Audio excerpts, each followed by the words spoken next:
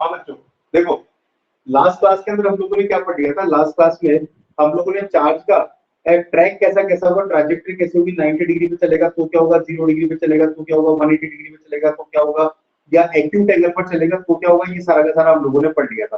Trajectory कैसी होगी ये पता चल गया था हम लोगों को, है ना, कैसी ट्रैजेक्टरी होगी।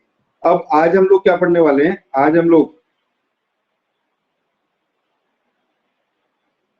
जो है, आज हम लोग क्या पढ़ने वाले हैं, आज साइक्लोट्रॉन पढ़ने वाले हैं। उसी का एक प्रैक्टिकल एप्लीकेशन है, तो साइक्लोट्रॉन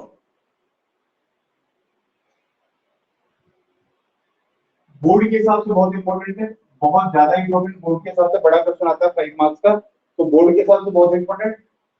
देखो क्या होता है साइक्लोट्रॉन, सबसे पहले हम लोग ये देख रहे थे कि डिजाइन कैसे किया था। इट इज डिजाइन बाय दो साइंटिस्ट थे, एक तो था लॉरेंस और एक था लिविंगस्टन। तो लॉरेंस और लिविंगस्टन ने इसको डिजाइन किया था, लॉरेंस और लिविंगस्टन ने।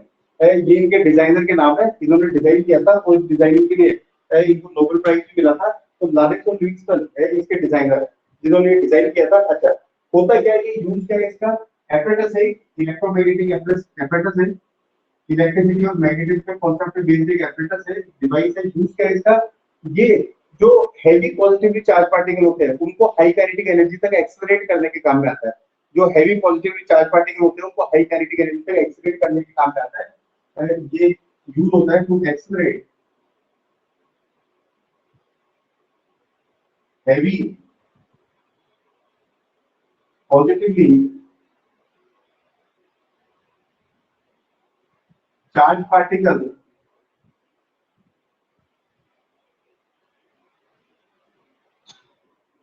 Up to high kinetic energy तक एक्सेलरेट करने के काम में आता है। अच्छा, ये जो हैवी चार्ज पार्टिकल कौन कौन से हैं, जो हैवी चार्ज पार्टिकल है वो कौन कौन से हैवी पॉजिटिव चार्ज पार्टिकल, ये कौन कौन से, ये है, एक सेकंड।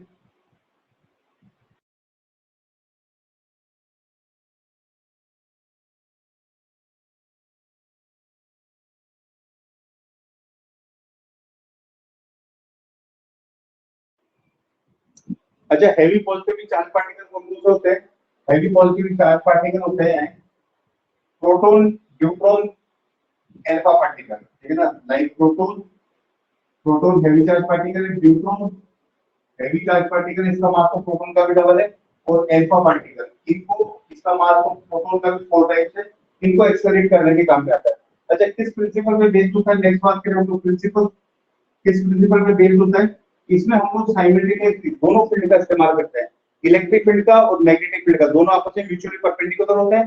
तो इलेक्ट्रिक फील्ड और मैग्नेटिक फील्ड दोनों का इस्तेमाल होता है, और इलेक्ट्रिक फील्ड तो उसको एक्सेलरेट करता है और मैग्नेटिक फील्ड उसको क्या करता है, मैग्नेटिक फील्ड उसको रोटेट करता है चार्ज को। वो रोटेट होता हुआ चार्ज अपनी अपनी काइनेटिक एनर्जी को बहुत ज्यादा हाई कर देता है, और वो हाई काइनेटिक एनर्जी वाला जो पॉजिटिवली चार्ज पार्टिकल है फिर हम लोग उसको साइक्लोट्रॉन से बाहर निकाल देते हैं, और वो किसी न्यूक्लियस को ब्रेक करने के काम में आता है। मान लो न्यूक्लियस को बॉम्बार्डमेंट करना है प्रोटॉन का बहुत हाई काइनेटिक एनर्जी से, अल्फा पार्टिकल का या फिर न्यूट्रॉन का, तो उसके अंदर काम में आता है। तो प्रिंसिपल क्या है, हम लोग उसके अंदर use electric field and magnetic field in cyclotron which are perpendicular to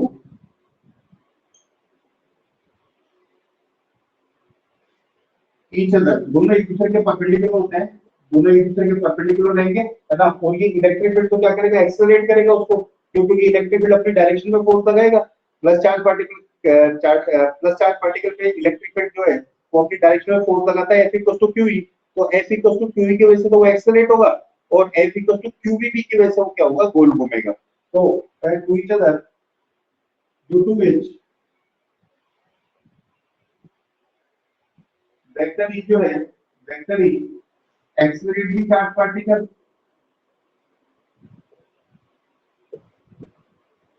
accelerate the charge particle, and vector b जो है वो क्या करेगा, vector b rotate the charge on a circular track, ये हो जाएगा। अब देखते हैं अपन इसका कंस्ट्रक्शन कैसा है और डायग्राम कैसा है। कंस्ट्रक्शन है, बड़ा क्वेश्चन आता है आपको ईडी पॉइंट पे क्या है, कंस्ट्रक्शन डायग्राम। यही पॉइंट लिखोगे सारे, ईडी को एक्सप्लेन करना हो। कंस्ट्रक्शन डायग्राम, कंस्ट्रक्शन डायग्राम क्या, इसके अंदर दो डी शेप की होलो प्लेट होती है मेटेलिक, दो डी शेप की होलो इवेपोरेटेड मेटेलिक प्लेट होती है। ये डी शेप की प्लेट है, ये भी एक डी शेप की प्लेट, दोनों एक दूसरे के हॉरिजॉन्टल रखी होती है। ये एक दूसरी डी शेप की प्लेट सेमी सर्कुलर होती है दोनों, और डी शेप की होती है, इसलिए अपन इसको बोलते भी डी है। इसको बोलते हैं हम लोग D1, इसको हम लोग बोलते हैं D2। ये इस तरह से होती है, जैसे ये डी बना रखा है मैंने, ये इधर से तो पैक है ही, इधर से तो पैक है ही, इधर से भी पैक होता है, इधर से भी पैक होता है, इस साइड से खुला होता है। इसके अंदर कोई चार्ज पार्टिकल घुस सकता है। होलो प्लेट होती है, इधर से बंद होती है, ऊपर से भी बंद होती है, और यहाँ से खुली होती है, यहाँ से एंट्री होती है, यहाँ पे चार्ज पार्टिकल इसके अंदर एंटर कर सकता है। और दोनों डी को ऐसे हॉरिजॉन्टल रख देते हैं, और इनके बीच में जो गैप होता है वो काफी मामूली होता है, बहुत स्मॉल गैप के साथ में, तो एक तरह से पूरा सर्कल बन जाता है। ये सेमी सर्कल होता है, ये सेमी सर्कल होता है, तो ये पूरा का पूरा क्या बन जाता है, सर्कल बन जाता है। अच्छा, इसके ऊपर नीचे मैग्नेटिक फील्ड लगा देते हैं हम लोग। ये एक लगा दिया मैंने नॉर्थ पोल, और ये लगा दिया मैंने एक साउथ पोल, ये नॉर्थ पोल और ये साउथ पोल, और यहाँ पर एक मैग्नेटिक फील्ड होता है, ये मैग्नेटिक फील्ड होता है इस साइड के अंदर। तो ये जो होता है, ये होता है वेक्टर बी, इस साइड के अंदर एक मैग्नेटिक फील्ड लगता है, मतलब दोनों डी तो रखे हुए रहेंगे ऐसे, और ऊपर नीचे मैग्नेट रहेंगे, नॉर्थ पोल साउथ पोल। तो ये मैग्नेटिक फील्ड नीचे रहेगा, और दोनों डी जो है आपस में एक कम गैप के साथ में D1 D2 जो है वो एक दूसरे के पैरेलल रखे हुए हॉरिजॉन्टल प्लेन के अंदर।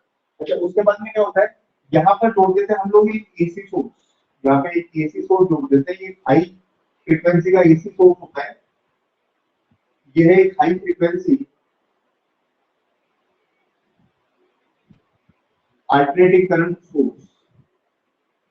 ये फील्ड मैग्नेट है दोनों, ये दोनों D1 D2 है ये मेटेलिक, ये D1 D2 क्या है, मेटेलिक प्लेट से ये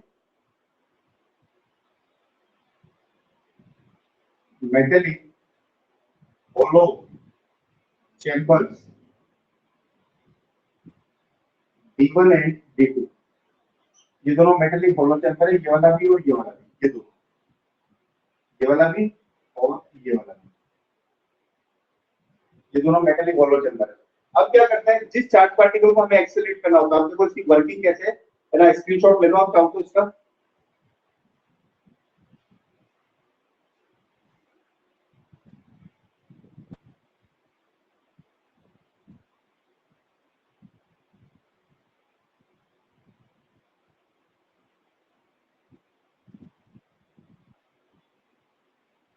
स्क्रीनशॉट ले लो, अभी खत्म हो जाएगा, नेक्स्ट टॉपिक करेंगे।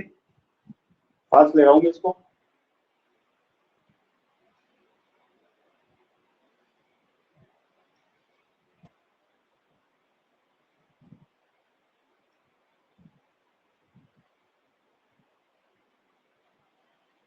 अब देखो इसकी वर्किंग कैसे होती है, वर्किंग तो समझने की है।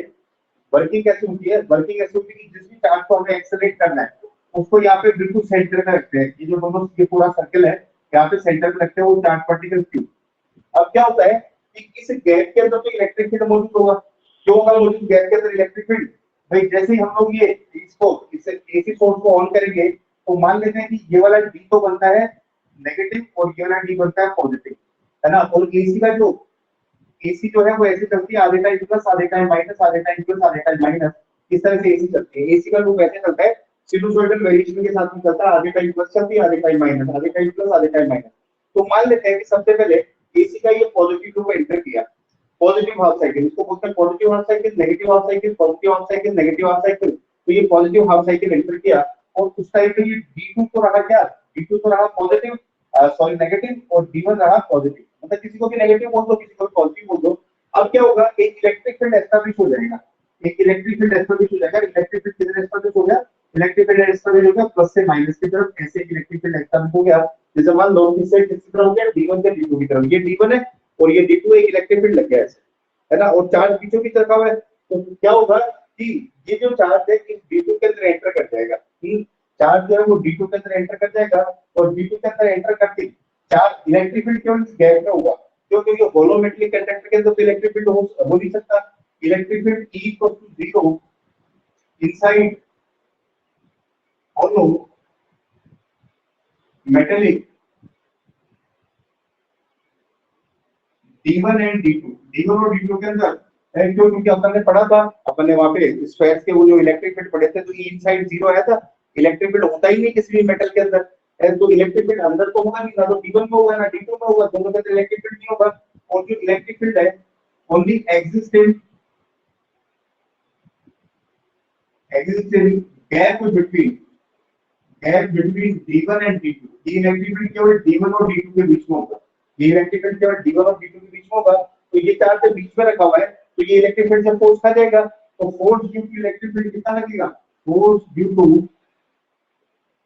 वेक्टर ई, इस चार्ज के ऊपर फोर्स कितना लगेगा, फोर्स लगेगा F इक्वल टू QE, इतना फोर्स लगेगा, और इस फोर्स से एक्सीलरेट होके ये किसके अंदर एंटर कर जाएगा, D2 के अंदर, नेगेटिव वाले के अंदर, क्योंकि इसको पॉजिटिव है ना, पॉजिटिव है तो नेगेटिव वाले इसके अंदर एंटर कर जाएगा, और नेगेटिव वाले इसके अंदर एंटर करते ही अब देखो चार्ज का डायरेक्शन हो गया ऐसे, मैग्नेटिक फील्ड लगा हुआ है ऐसे, नेगेटिव फील्ड तो ऐसे ना ऊपर नॉर्थ पोल नीचे साउथ पोल, तो मैग्नेटिक फील्ड ऐसे, चार्ज का डायरेक्शन ऐसे हो गया, तो दोनों के बीच में एंगल बन गया 90 डिग्री का, 90 डिग्री का हो गया, और अंदर इलेक्ट्रिक फील्ड है नहीं, लेकिन अंदर मैग्नेटिक फील्ड तो है, मैग्नेटिक फील्ड है तो मैग्नेटिक फील्ड इसको सर्कुलर ट्रैक पे घुमाएगा, और मैग्नेटिक फील्ड ने घुमाया इसको सर्कुलर ट्रैक पे, लेकिन ये सेमी सर्कल मार देगी वापस गैप पे आ जाएगा, सेमी सर्कल मार देगी वापस गैप में आ जाएगा, वापस गैप में आ जाएगा, उसी सेम टाइम पर इसकी पोलैरिटी रिवर्स होती है, और ये नेगेटिव लूप एंटर करता है, नेगेटिव लूप एंटर करता है, तो ये तो बन जाता है माइनस, है ना, और ये बन जाता है क्या, ये बन जाता है प्लस, और इलेक्ट्रिक फील्ड का जो डायरेक्शन है वो ऐसे हो जाता है ना, जैसे ही गैप में आता है, मतलब इसका ऑटोमेटिक सिस्टम होता है कि जैसे ही गैप में आता है इसकी पोलैरिटी रिवर्स कर जाती है, ये नेगेटिव हाफ साइकिल जाता है एसी का, तो ये पोलैरिटी रिवर्स करती है, ये बन गया माइनस, ये बन गया प्लस, और जैसे ही गैप में आया फिर ये एक्टिवेट हो गया गैप के अंदर, तो फिर इसको पुश मिल गया, फिर एक्सेलरेट हो गया तो ये स्पीड बढ़ाएगा, और स्पीड बढ़ाएगा तो ये ज्यादा, क्योंकि फार्मूला क्या होता है, फार्मूला होता है R equal to mv upon qb, जैसे ही फोर्स लगेगा, यहाँ से देखो R और m आपस में क्या है, R और v जो है आपस में क्या है, डायरेक्टली प्रोपोर्शनल है, तो फोर्स की वजह से वो एक्सेलरेट होगा, फोर्स की वजह से वो एक्सेलरेट होगा, जैसे गैप में आएगा फोर्स लगेगा, फोर्स की वजह से एक्सेलरेट हुआ, एक्सेलरेट होने से वेलोसिटी बढ़ेगी, वेलोसिटी होने से रेडियस बढ़ेगी, और फिर ये नेगेटिव हो गया, तो अब ये वेलोसिटी बढ़ा के इस वाले डी में एंटर कर जाएगा, और बड़ी बड़ी सर्कल के अंदर क्या करेगा, एंट्री, ये जो है ये बड़े सर्कल में घूमेगा, और ये बड़े बड़े रेडियस में घूम के वापस गैप में आया, उसके बाद फिर पोलैरिटी रिवर्स हुई, ये हो गया माइनस और ये हो गया प्लस, यहाँ पे गैप में फिर इसको फोर्स मिल गया, तो फिर ये वापस सामने वाले डी में घुस गया, और इस तरह से ये बार-बार ये प्रोसेस गैप में आता जाता है, सेमी सर्कल मार के, और ये इसके चारों तरफ गोल-गोल घूमने लग जाता है, तो ये और घूमते-घूमते बिल्कुल किनारों पर घूमने लग जाता है, ये डी के बिल्कुल किनारों पर आ जाता है, तो हम लोग यहाँ पे एक विंडो होती है, ये विंडो है, ये है विंडो, और इस विंडो से हम लोग नेगेटिव प्लेट लगा के, ये विंडो है, इस विंडो से हम लोग इसको बाहर निकाल देते हैं, और जिस भी टारगेट पे मारना होता है उस टारगेट पे हम लोग इसको हिट करते हैं, इस टारगेट पे हम लोग इसको हिट कर देंगे, तो ये जो है ये चार्ज पार्टिकल आगे इसको टकरा जाएगा, तो इस तरह से ये गोल घूमता हुआ क्या करता है, अपनी काइनेटिक एनर्जी बढ़ाता जाता है, और ये हाई काइनेटिक एनर्जी तक पहुंच जाता है, जबकि बिल्कुल इसके डी के बिल्कुल सर्कमफेरेंस पे घूम रहा होता है, दोनों D1 D2 के बिल्कुल किनारों पर घूम रहा होता है, तब इसकी काइनेटिक एनर्जी क्या होती है, मैक्सिमम होती है, तो ये इसका क्या है, पूरा का पूरा प्रोसेस है, पूरी कहानी क्या है, मैग्नेटिक फील्ड को उसको रोटेट कर रहा है सर्कुलर ट्रैक पे, और इलेक्ट्रिक फील्ड इसके ऊपर बार-बार फोर्स लगा रहा है, फोर्स लगाने से वो एक्सेलरेट होता है, फोर्स लगता है केवल गैप में वो एक्सेलरेट होता है, एक्सेलरेट होकर वेलोसिटी बढ़ाता है, वेलोसिटी बढ़ा के रेडियस बढ़ जाती है, और वो सामने वाले डी में घुस जाता है, जिससे निकला उसके सामने वाले में घुस जाता है, बड़ी रेडियस से घूमता है, फिर वापस सेमी सर्कुलर मार के बीच में आता है, फिर उसको पोलैरिटी रिवर्स हो जाती है, तो ये प्रोसेस चलता रहता है, बार-बार रिपीट होता रहता है, और इस तरह से घूमता घूमता अपनी रेडियस को बढ़ाता जाता है, वेलोसिटी बढ़ाता जाता है, काइनेटिक एनर्जी बढ़ाता जाता है, और इस विंडो में से इसको बाहर निकाल लेता है। अब उसका देखो इसके अंदर फॉर्मूले कौन-कौन से काम करते हैं, फॉर्मूले वही काम करते हैं जो मैं पहले डिस्कस कर चुका हूं, लेकिन फिर भी यहां करना जरूरी है, तो मैं कर रहा हूं, पैरामीटर्स ऑफ मोशन, ये साइक्लोटोन के चार्ट का मोशन चल रहा है, सबसे पहले निकालते हैं हम लोग radius of track, radius of track, वही इसको गोल-गोल घुमा रहा है, क्यों भी, तो बेस फार्मूला क्या हुआ, घूमने की जो सेंट्रीफ्यूगल फोर्स चाहिए वो कौन है, वो दे रहा है क्यूबी, एक पी से एक कैंसिल हो जाएगा, और ये रेडियस कितना आ जाएगा, रेडियस आ जाएगा r mv अपॉन क्यूबी, ये तो आ गया रेडियस, r को इधर लिया, क्यूबी को नीचे लिया, रेडियस आ गया r mv upon QB, diagram मिटा रहा हूं, अगर आपको स्क्रीनशॉट लेने की जरूरत है तो स्क्रीनशॉट ले लो।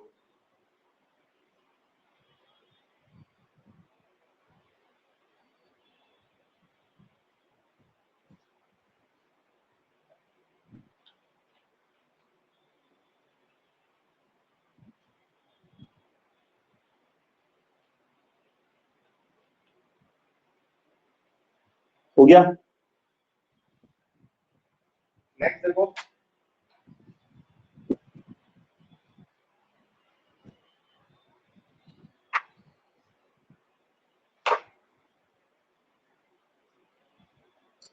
ये रेडियस हो गया। उसके बाद देखो वेलोसिटी ऑफ चार्ज। चार्ज की वेलोसिटी क्या होगी, तो उससे वेलोसिटी निकाल सकते हैं हम लोग। ये v को इस q b को इधर भेज दो, m को नीचे ले लो, तो वेलोसिटी निकल जाएगी। v इक्वल हो जाएगा q b r upon m। ये वेलोसिटी हो गई। उसका हमने निकाल लेते हैं हम लोग इसकी एंगुलर वेलोसिटी।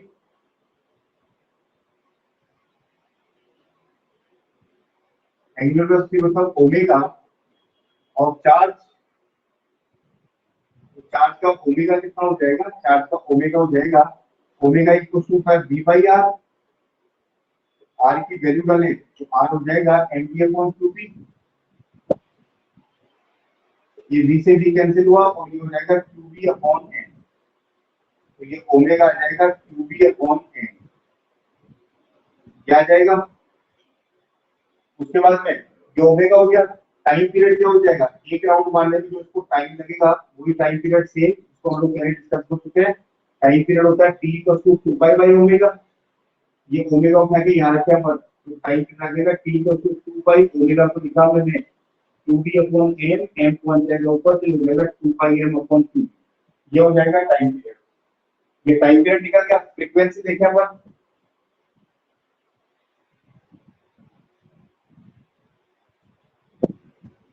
तो देखो फ्रीक्वेंसी क्या हो जाएगी,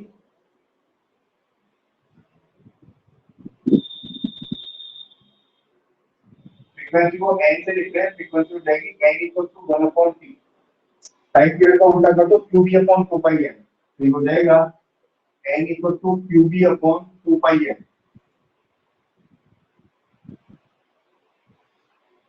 ठीक है, ये फ्रीक्वेंसी हो गई। उसके बाद काइनेटिक एनर्जी और चार्ज। चार्ज की काइनेटिक एनर्जी को E बोल देता हूं मैं, तो E होता है half mv square.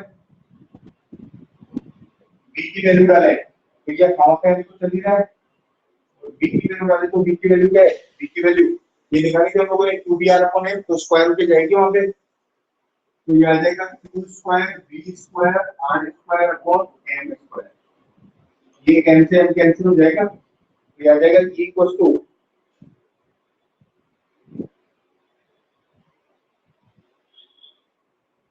Equal to half q square v square r square upon m। ये आ जाएगी काइनेटिक एनर्जी। अच्छा, मैक्सिमम काइनेटिक एनर्जी कब होगी इसकी, जब ये d के रेडियस पर घूम रहा होगा। d के बिल्कुल सर्कमफ्रेंस पे घूम रहा होगा, मतलब इसके ट्रैक का रेडियस जब d के रेडियस के क्या होगा, इक्वल होगा, तो काइनेटिक एनर्जी मैक्सिमम ये कितनी हो जाएगी, काइनेटिक एनर्जी मैक्सिमम हो जाएगी जब इसका चार्ज का जो रेडियस है वो d के रेडियस के इक्वल होगा। तो जो बिल्कुल किनारे पे घूम रहा होगा जब मैक्सिमम, तो इस r को क्या लिखना है मुझे, d के रेडियस के इक्वल। तो ये आ जाएगा half q square v square r d का रेडियस अपॉन कितना m। तो ये हो जाएगा काइनेटिक एनर्जी मैक्सिमम। अच्छा, एक चीज अगर अपन ये देखें कि ये जो काइनेटिक एनर्जी मैक्सिमम आई है, ये जो काइनेटिक एनर्जी मैक्सिमम आई है, ये मैक्सिमम काइनेटिक एनर्जी जो है ये कितने राउंड मारने के बाद में, तो हर आधे राउंड में वो गैप में आ जाता है। गैप में उसको पोटेंशियल डिफरेंस मिलता है, और पोटेंशियल डिफरेंस से वो एनर्जी गेन करता है QB. W equal to QB, half M V square equal to QB, electric potential energy में पढ़ाया था मैंने। तो हम लोग निकाल रहे हैं total number of rounds.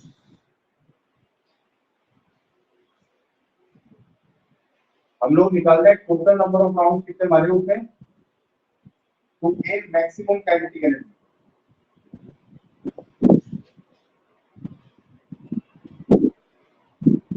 Total number of rounds to gain kinetic energy maximum. देखो हर आधे राउंड को एनर्जी कितनी गेन कर रहा है, क्योंकि in each half round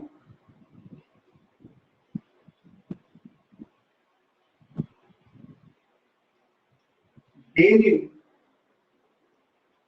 kinetic energy, कितनी काइनेटिक एनर्जी गेन कर रहा है वो क्यूई, क्योंकि हर आधे राउंड में वो गैप में आ जाता है। एक फुल राउंड कितनी काइनेटिक एनर्जी गेन करेगा, पूरे राउंड में काइनेटिक एनर्जी गेन करेगा 2 क्यूबी। और एक एन राउंड, मान लेते हैं एन राउंड मानता हूं, kinetic energy gain by charge equal to 2 QB multiply by N. और ये जो है ये मैक्सिमम काइनेटिक एनर्जी के इक्वल होती है। तो ये होगी maximum kinetic energy equal to 2 QB N equal to half q square b square r d का स्क्वायर अपॉन कितना, अपॉन n।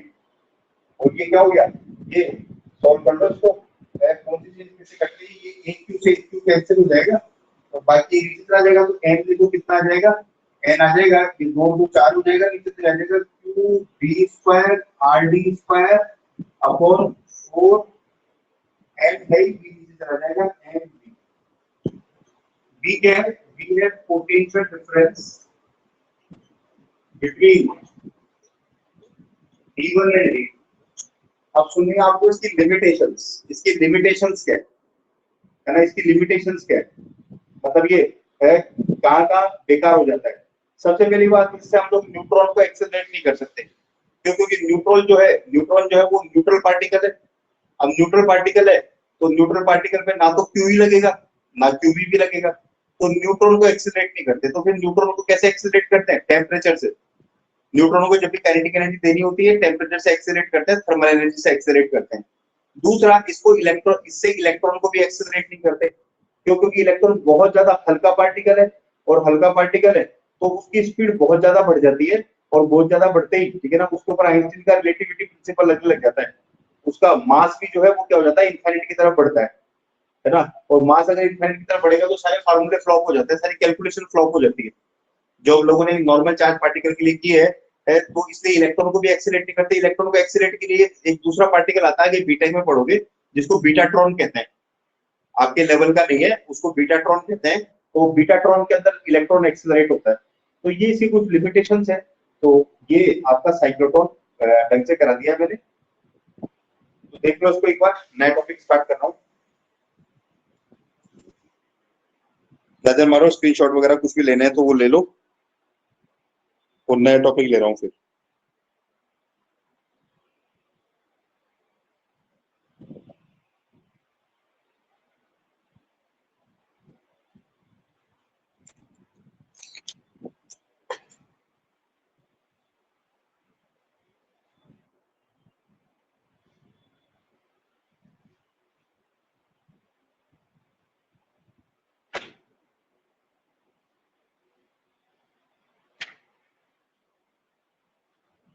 मिटा रहा हूँ इसको।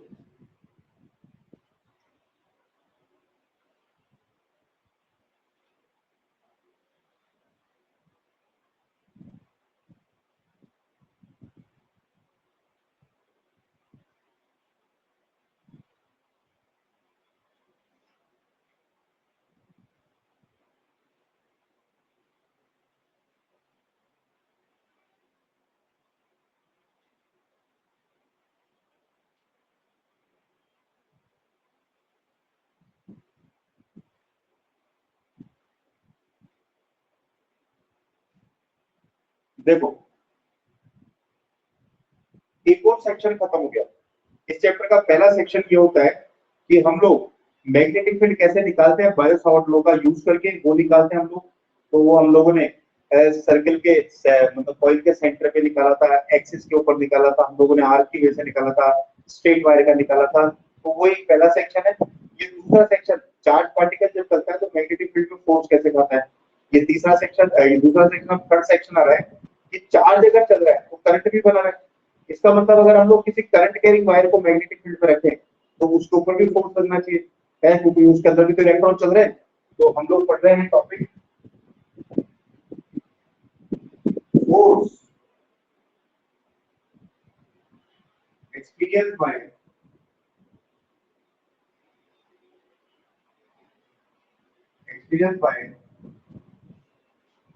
करंट कैरिंग वायर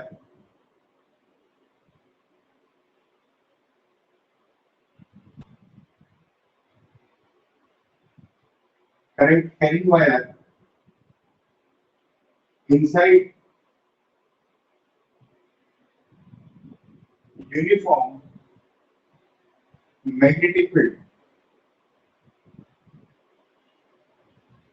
एक यूनिफॉर्म मैग्नेटिक फील्ड लगा के उसके ऊपर हम लोग यूनिफॉर्म मैग्नेटिक फील्ड लगा के उसके अंदर एक करंट कैरिंग वायर रख देंगे और उस करंट कैरिंग वायर पर फोर्स कितना लगेगा वो कैलकुलेट कर रहे हैं। तो फोर्स एक्चुअली में वायर पे नहीं लगेगा, अंदर जो इलेक्ट्रॉन चल रहे हैं ड्रिफ्ट वेलोसिटी से उन पर लगेगा, क्योंकि इलेक्ट्रॉन मूव कर रहे हैं ड्रिफ्ट वेलोसिटी से और इलेक्ट्रॉन मूव कर रहे हैं तो हर इलेक्ट्रॉन फोर्स खाएगा और हर इलेक्ट्रॉन पे जो फोर्स लगेगा वो वायर पे लगेगा, है ना। तो सारे लॉ जो है वही है, या तो आप फ्लेमिंग्स लेफ्ट हैंड रूल से निकालोगे फोर्स का डायरेक्शन। अब तो क्यू भी नहीं है, आई है, तो ये एफ बी आई, ये मैंने बताया था, ये एफ है अंगूठा, ये बी है, ये आई है, या फिर इसको ऐसे भी निकाल सकते हो, ये आई, ये बी, ये एफ, फोर्स मारने का डायरेक्शन। तो फोर्स या तो इससे निकालोगे या इससे निकालोगे, तो फोर्स का डायरेक्शन वही होगा, है। तो देखो हम लोग डेरिवेशन कर रहे हैं इसका कितना फोर्स लगेगा। मान लेते हैं ये मैग्नेटिक फील्ड है, बी नाम का मैग्नेटिक फील्ड लगा हुआ है लेफ्ट टू राइट, ये बी नाम का मैग्नेटिक फील्ड लगा हुआ है लेफ्ट से राइट लगा हुआ है, और इसके अंदर एक ये वायर पड़ा हुआ है और इसके अंदर करंट बह रही है, मतलब इतना ही इसका मैग्नेटिक फील्ड है। और ये जो इस वायर की लेंथ है और इसके अंदर करंट जा रही है आई, और ये आई करंट जा रही है, तो करंट के बीच में और मैग्नेटिक फील्ड के डायरेक्शन के बीच में ये मैग्नेटिक फील्ड का डायरेक्शन ले रहा हूं, इनके बीच में एंगल है थीटा। तो वायर का लेंथ कितना है, length of wire, length of wire, wire का लेंथ है, इसका क्रॉस सेक्शन एरिया मान लेता हूं मैं A, cross sectional area of wire, wire का क्रॉस सेक्शन एरिया कितना है, वायर का क्रॉस सेक्शन एरिया की, वायर का क्रॉस सेक्शन एरिया कितना है, वायर का क्रॉस सेक्शन एरिया की। अच्छा, लेंथ कितनी जा रही है इसकी, लेंथ जा रही है इसकी एल, जो मैग्नेटिक फील्ड पड़ी है क्रॉस सेक्शन एरिया ए है, और current through the wire, current through the wire, wire के थ्रू करंट कितनी है, करंट आई, और इस लेंथ के बीच में मैग्नेटिक फील्ड के बीच का एंगल कितना बन रहा है, थीटा। थीटा क्या है, थीटा है angle between length and vector की, मतलब ये बी है और लेंथ की वैल्यू कितना करंट है ना, तो ये बी है, तो इस साइड में नाप ली ना, तो ऐसे भी किधर नाप लें, ये है। समझ गए बात। अब देखो क्या कर रहे हैं, अब चालू कर रहे हैं। एक्चुअल में फोर्स की वजह क्या होगी, आपको पूछा फोर्स क्यों लगेगा इसके ऊपर, तो आप ये बोल रहे हैं कि अंदर इलेक्ट्रॉन चल रहे हैं ड्रिफ्ट वेलोसिटी से, तो जो अंदर इलेक्ट्रॉन चल रहे हैं ड्रिफ्ट वेलोसिटी, तो अभी हम लोग टॉपिक खत्म करके आए हैं, हमने एक सेक्शन खत्म किया है कि कोई भी मूविंग चार्ज है वो कितना फोर्स खाता है, F = qv sin थीटा। तो इलेक्ट्रॉन मूविंग भी है, इलेक्ट्रॉन चार्ज भी है, तो फोर्स खाएगा, तो हर इलेक्ट्रॉन फोर्स खाएगा, और जब हर इलेक्ट्रॉन फोर्स खाएगा तो जो टोटल इलेक्ट्रॉन पे जो फोर्स लग रहा है वही वायर के ऊपर लगेगा। तो से डेरिवेशन करेंगे हम लोग, तो अपन ये देखेंगे कि अंदर इलेक्ट्रॉन कितने हैं, अंदर इलेक्ट्रॉन कितने हैं, जिसके ऊपर कितना फोर्स लगेगा, और फिर फार्मूला लगेगा कि लगा देंगे F = qv sin थीटा। तो देखो मान लेते हैं दैट वॉल्यूम ऑफ वायर कितना हो गया, वॉल्यूम ऑफ वायर, वायर का वॉल्यूम हो गया, वायर का क्रॉस सेक्शन एरिया होगा मैंने ए, लेंथ हो गया एल, तो वायर का वॉल्यूम हो गया एल, ये वायर का वॉल्यूम हो गया एल। अपन ये मान लेते हैं कि पर वॉल्यूम में इलेक्ट्रॉन कितने हैं, पर वॉल्यूम में इलेक्ट्रॉन है n, let total electrons in पर वॉल्यूम, ये मान लिया मैंने n, और टोटल वॉल्यूम कितना है एल, एक वॉल्यूम इलेक्ट्रॉन कितने हैं n, तो total electrons in wire, wire के अंदर टोटल इलेक्ट्रॉन कितने हो गए, वायर के अंदर टोटल इलेक्ट्रॉन हो गए n, भाई वॉल्यूम वायर का एल है, वायर के अंदर इलेक्ट्रॉन पर वॉल्यूम n है, तो इन दोनों को मल्टीप्लाई करेंगे तो टोटल इलेक्ट्रॉन आ गए। तो टोटल चार्ज कितना हो गया, टोटल चार्ज, एक इलेक्ट्रॉन का चार्ज कितना होता है e, तो n इलेक्ट्रॉन का चार्ज कितना हो गया, टोटल मूविंग चार्ज,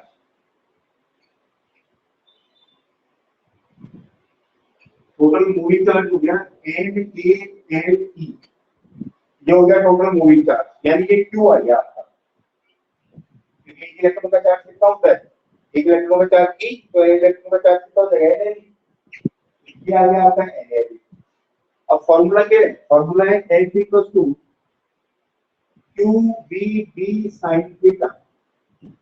अब क्यू को तो पुट कर दो उसके अंदर,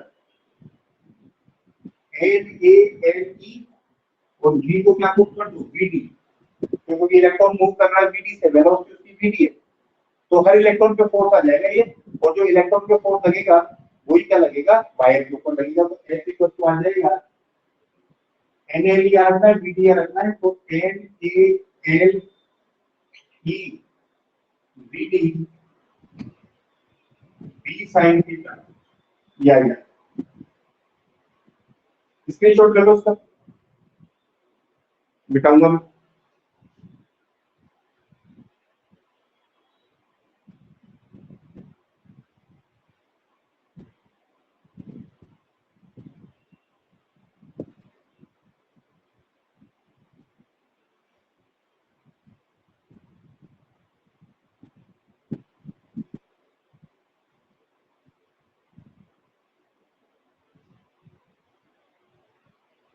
तो देखो इस फॉर्मूले को ऐसे लिख देते हैं अपन, H equal to A N E B D, और एल को साइड में ले लो, तो इसको लिखते हैं हम लोगों ने A N E B D, L को ले लिया साइड में, और बी साइन थीटा चल रहा है।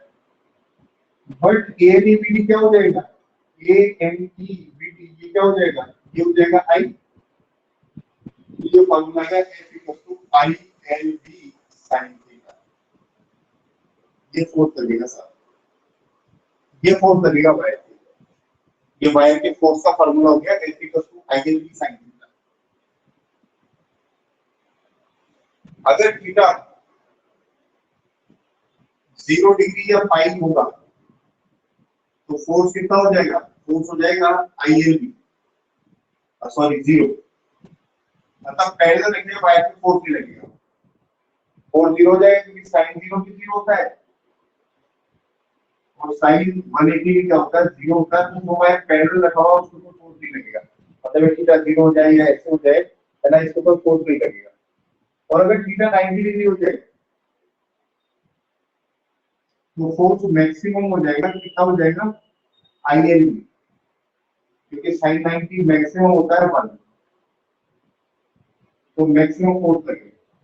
अच्छा, फोर्स का डायरेक्शन कैसे निकालोगे, फोर्स का डायरेक्शन वही, या तो फ्लेमिंग लेफ्ट हैंड रूल से, या फिर कैसे निकालेंगे हम लोग, राइट हैंडेड स्लैब रूल से या पाम रूल से। इससे डायरेक्शन ऑफ फोर्स,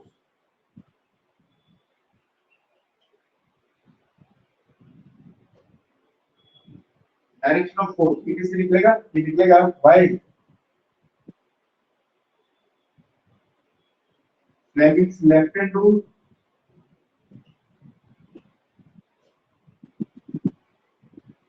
और by right handed slab rule,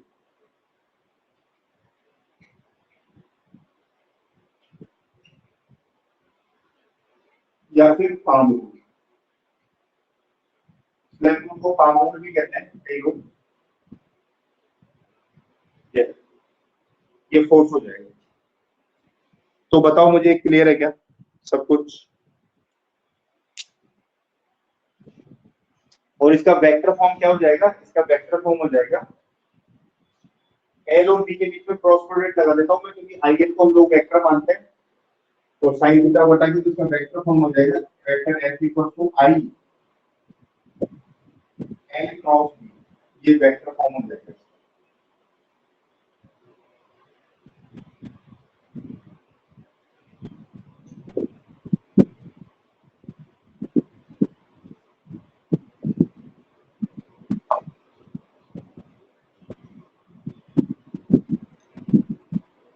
देखो ध्यान से इसको एक बार रीडिंग कर लो,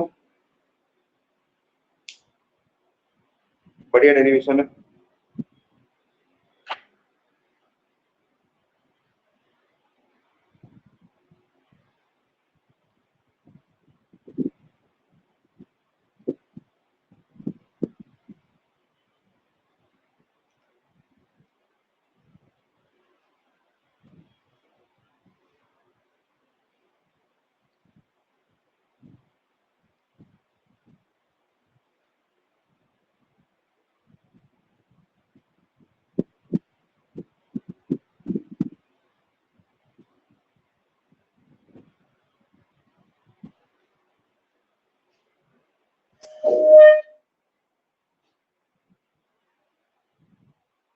बताओ क्लियर है ये सभी बच्चों के?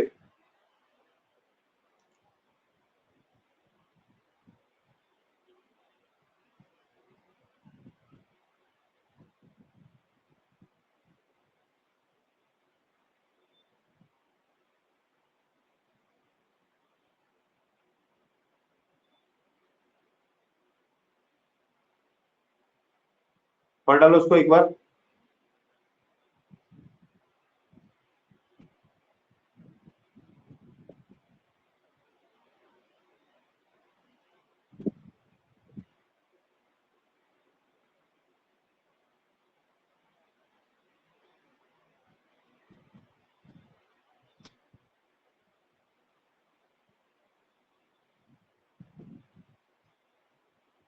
और बच्चे बताओ, कुछ के मैसेज आए? मैसेज देख रहा हूँ मैं आपको।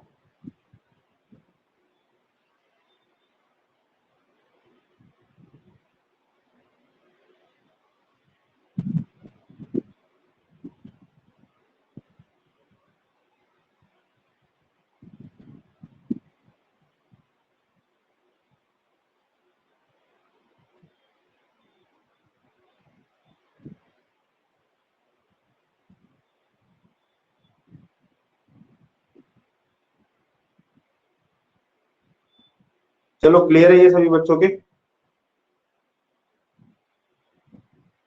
तो बड़े बड़े दो टॉपिक करा दिए, ये नए सेक्शन में एंटर कर गए हम लोग। तो चलो बच्चों, आज की क्लास में यही रोक रहा हूँ। All the best, bye bye, take care. कल की क्लास में मिलते हैं और कल इसको आगे पुश करेंगे।